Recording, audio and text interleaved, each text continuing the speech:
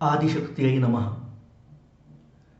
जातक पारिजातः इस ग्रंथ के प्रथम अध्याय राशिशीलाध्याय का हम अध्ययन कर रहे हैं। अभी तक 7 श्लोकों का अध्ययन हो चुका है। आज हम 8वें श्लोक की बात कर रहे हैं।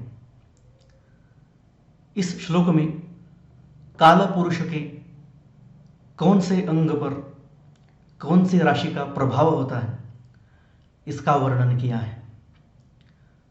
श्लोक इस तरह पढ़ेंगे। कालात्मकस्य च शिरो मुखदेश वक्षो हृत्कुक्षिभाग कटिबस्ति रहस्य देशाः ऊरूज जानुयुगलम परतस्तु जंघे पादद्वयम क्रियमुखावयवाः क्रमेण। देखिए, इसका अर्थ कुछ इस प्रकार है। कालात्मकस्य, कालः आत्मा यस्य सः। काल यानी कि समय, जिसका आत्मा है वो काल पुरुष। काल अनादि अनंत है। ये जो समय रूपी पुरुष है, कल्पना कीजिए समय काल एक पुरुष है, उसका क्रिय मुखावयवाः, इस शब्द की ओर ध्यान दीजिए। ये जो क्रिय शब्द है ना, ये हमने पहले पढ़ा है। एक वीडियो में हमने पहले पढ़ा था कि ये जो 12 राशियां हैं उनके भी अलग अलग नाम है। मेष राशि है तो उसके भी अलग अलग नाम है। और मेष राशि के नाम पढ़ते वक्त ये क्रिय शब्द का अध्ययन हमने किया था। प्रथम पंक्ति थी श्लोक की, मेषाज विश्व क्रिय तुम्बोराद्या। क्रिय शब्द उसमें आ चुका था। क्रिय का मतलब होता है मेष राशि। मुख शब्द का यहां पर तात्पर्य है कि आरंभ। मेष राशि से आरंभ करके अवयवाः, जो अंग होते हैं, मेष राशि से आरंभ करके अंग क्रमेण, क्रम से बताए गए हैं। काल पुरुष के जो अंग है वो मेष राशि से आरंभ करके क्रम से यहां पर बताए हैं। एक क्रिय शब्द को छोड़कर और किसी भी राशि का नाम इस श्लोक में नहीं आया है, इसीलिए क्रमेण शब्द लिखा है। क्रम से, मेष के बाद वृषभ, वृष के बाद मिथुन है, उसके बाद कर्क है। तो ये जो 12 राशियां हैं, क्रम से यहां पर सिर्फ 12 अंगों के नाम लिखे हैं।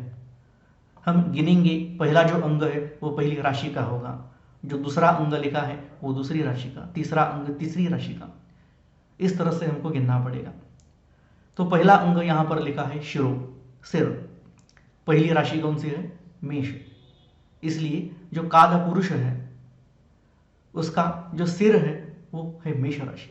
यहां पर काल पुरुष लिखा है, लेकिन मेरे जैसे, आप जैसे सभी इंसानों के लिए भी यही जानकारी है। मेष राशि का अमल सिर पर होता है, पूरा चेहरा। उसके बाद मुख लिखा है, मुखदेश।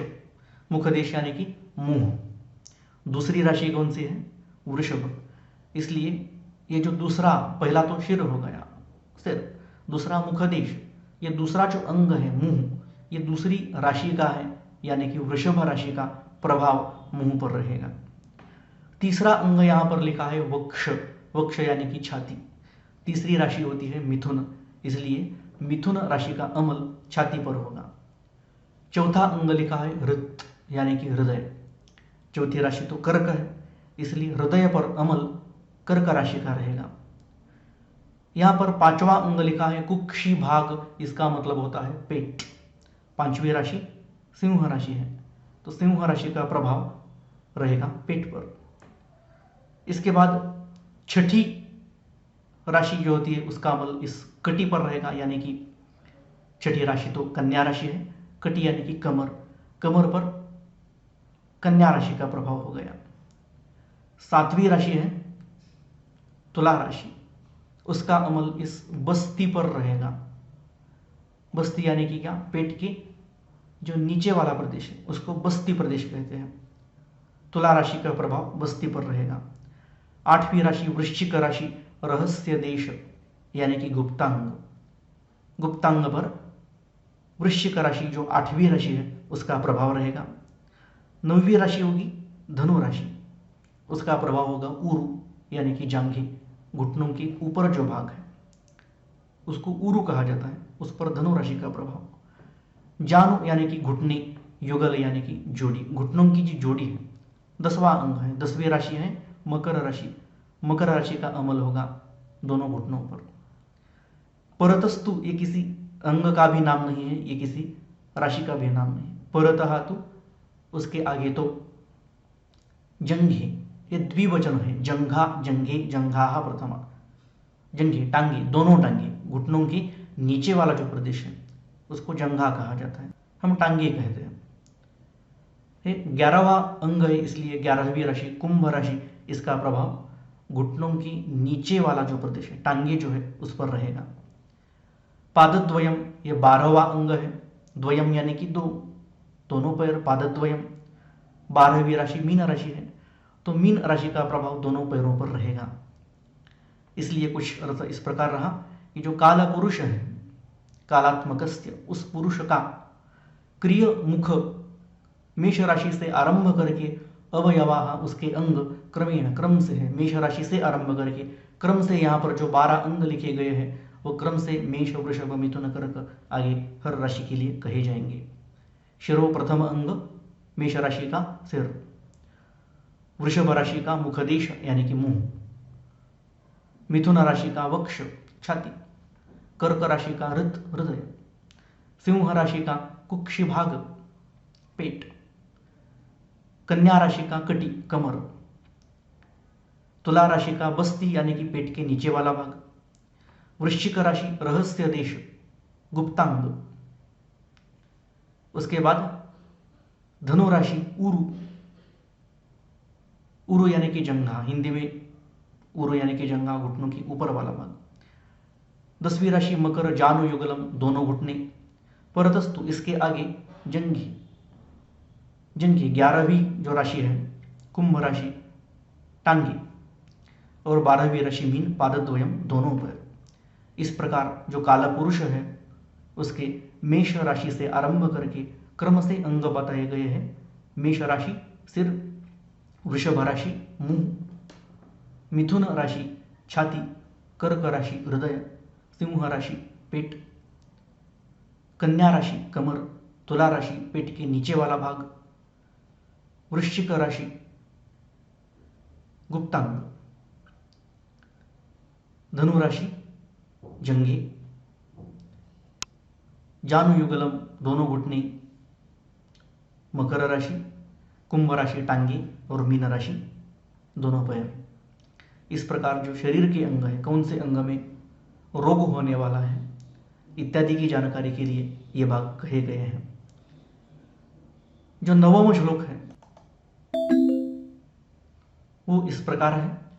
व्यत्यस्तो भय पुच्छ मस्तक युतौ मीनौ सकुंभोदरस तौली चापधरस्तुरंग जघनु नक्रो मृगास्यो भवित वीणाढ्यम सगदम नृयुग्म मबला नौस्था ससस्यानला शेषा स्वस्व गुणाभिधान सदृशा सर्वे स्वदेशाश्रया। इस श्लोक में 12 राशियों के स्वरूप का वर्णन किया है। मीनौ द्विवचन है, मीनः मीनौ मीनाः प्रथमा, दो मछलियां। मीन राशि का वर्णन है, मीन राशि कैसी है तो दो मछलियां हैं। किस तरह से दो मछलियां हैं? व्यत्यस्त उभय, व्यत्यस्त इसका मतलब है एक दूसरे से मिले हुए, उभय दोनों, पुच्छ और मस्तक, एक मछली का मस्तक और दूसरी मछली का पूंछ एक दूसरे में मिले हुए हैं। मान लीजिए कि ये एक मछली है, यहाँ पर पूंछ है, यहाँ पर मस्तक है, तो दूसरी जो मछली है इसका यहाँ पर मुख आ जाएगा, यहाँ पर पूंछ आ जाएगी। इस तरह से एक दूसरे में मिले हुए ये दोनों हैं, दो मछलियां हैं। इस तरह से मीन राशि है। यहाँ पर कुंभ राशि के बारे में कहा गया है, तो कुंभ राशि का कैसा स्वरूप है? सकुंभः कुंभेन सहितः, जिसने घड़ा धारण किया है ऐसा नर यानी कि पुरुष, एक ऐसा पुरुष जो पानी लाने के लिए कंधे पर घड़ा लेके कहीं तो जा रहा है। इस तरह से कुंभ राशि का स्वरूप है। तौली तुला राशि का स्वरूप है, जिसने तुला धारण किया है, यानी कि तराजू जिसके हाथ में है, ऐसा कोई मनुष्य यानी कि तुला राशि का स्वरूप। आगे वाले शब्द में चाप धरस तुरंग जगनो, ये जो शब्द यहाँ पर लिखा है ये धनु राशि के लिए है। धनु राशि का स्वरूप कैसा है? चापधर यानी कि बाण धारण करने वाला, ऐसा मनुष्य जिसने बाण धारण किया है। तुरंग यानी कि घोड़ा, और जघन का मतलब होता है पीछे वाला भाग। आगे तो धनुष्य धारण किए वाला मनुष्य है और पीछे क्या है, घोड़े जैसा शरीर है। इस तरह से धनु राशि आगे धनुष्य धारण किए हुए है और पीछे घोड़े का शरीर है। नक्रो मृगास्यो भवेत, इन 3 शब्दों से मकर राशि का वर्णन किया है। नक्र यानी कि मगरमच्छ, मकर का मतलब भी वही होता है, मगरमच्छ है, लेकिन कैसे, मृग आस्य, मृग यानी कि हिरण, आस्य यानी कि चेहरा, हिरण के जैसा चेहरा है। मगरमच्छ तो है लेकिन चेहरा हिरण जैसा है, भवेत का मतलब होगा। मकर राशि कैसे होगी, मगरमच्छ है लेकिन हिरण जैसा मुंह है। वीणाढ्यम सगदम नृयुग्मम, यहां तक मिथुन राशि का वर्णन है। नृयुग्मम, युग्म यानी कि जोड़ी, नृ इंसान, इंसान की जोड़ी है नृयुग्मम। कैसे इंसान की जोड़ी है, वीणाढ्यम, वीणा जिसके हाथ में है, जो स्त्री है उसके हाथ में वीणा है, और सगदम जिसके हाथ में गदा है, ऐसा एक पुरुष है। स्त्री के हाथ में वीणा और पुरुष के हाथ में गदा, इस तरह का इंसान का एक जोड़ा है, नृयुग्म है। इसका स्वरूप मिथुन राशि का है, जिसमें स्त्री के हाथ में एक वीणा है और पुरुष के हाथ में गदा है। अबला संस्था सस्यानला, नृयुग्मम, इसमें आधा म चला गया, इसमें अ है, अबला, अबला यानी कि स्त्री। कैसी स्त्री, नौस्था, नाव में जो स्थित है, जहाज में स्थित है, ऐसी एक स्त्री। और सस्य अनला, सस्य यानी कि धान और अनल यानी कि आग, अग्नि। इसके एक हाथ में धान है, दूसरे हाथ में अग्नि है, जो नाव में स्थित है, ऐसी एक स्त्री, यह कन्या राशि का स्वरूप है। नाव में स्थित है, एक हाथ में धान है, दूसरे हाथ में अग्नि है, ऐसी एक स्त्री, यह स्वरूप हो गया कन्या राशि का। यहां पर 7 राशियों के बारे में जानकारी दी गई। मीन राशि हो गई, कुंभ राशि हो गई, ये तुला है, ये धनु राशि हो गई, ये मकर राशि हो गई, ये कन्या राशि, और ये मिथुन राशि और ये कन्या राशि हो गई। 7 राशियां हो गई। बाकी बची 5 राशियां, इसके बारे में यहां लिखा है शेषाह, बची हुई जो 5 राशियां हैं वो कैसी है, स्वस्व गुण अभिधान सदृशा, अपने अपने गुण और अभिधान मतलब नाम, अपने अपने गुण और नाम की समान ही है। कौन कौन से राशियां हैं बची हुई, एक तो मेष राशि है, मेष मतलब मेंढक, मेंढक जैसा होता है वैसी ही मेष राशि है। दूसरा है वृषभ, बैल, बैल जैसा है वैसी ही वृषभ राशि है। उसके बाद सिंह, शेर, हम जानते हैं जैसा शेर होता है वैसे ही सिंह राशि का स्वरूप है। उसके बाद वृश्चिक यानी कि बिच्छू, जैसा बिच्छू का स्वरूप होता है वैसे ही वृश्चिक राशि का स्वरूप होता है। और अंत में कर्क राशि एक बच गई, खेकड़े जैसा स्वरूप, कर्क राशि जो खेकड़ा है उसी तरह से कर्क राशि का स्वरूप हो जाता है। नाम भी ऐसे ही, गुण भी ऐसे ही हैं। सर्वे स्वदेशाश्रया, ये जो सब राशियां हैं 12 राशियां, ये अपने अपने देश में आश्रय लेती हैं। यानी कि मीन राशि है तो जल में पाई जाएगी, मेष राशि है तो पर्वत की चोटी पर पाई जाएगी, मेंढक वहीं पर होता है ना।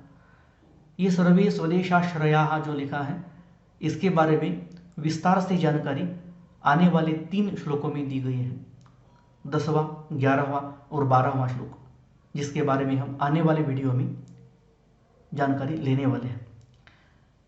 एक बार संक्षेप में श्लोक का अर्थ बताऊंगा। राशियों के स्वरूप यहां पर लिखे हैं, मीनो 2 मछलियां, व्यत्यस्त उभय, एक दूसरे में मिले हुए दोनों, पुच्छ और मस्तक, पूंछ और मस्तक एक दूसरे में जिसका मिला हुआ है, ऐसे 2 मछलियां मीन राशि। सकुंभो नरः, कुंभ राशि यानी कि घड़ा धारण किए हुए, जिसने घड़ा धारण किया है ऐसा कोई इंसान। तौली, तुला राशि, जिसने हाथ में तराजू लिया है।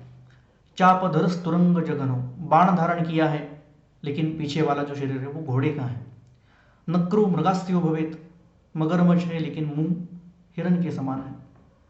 वीणाढ्यम सगदम नृयुग्मम, मिथुन राशि है, स्त्री और पुरुष दोनों हैं, स्त्री के हाथ में वीणा है, पुरुष के हाथ में गदा है।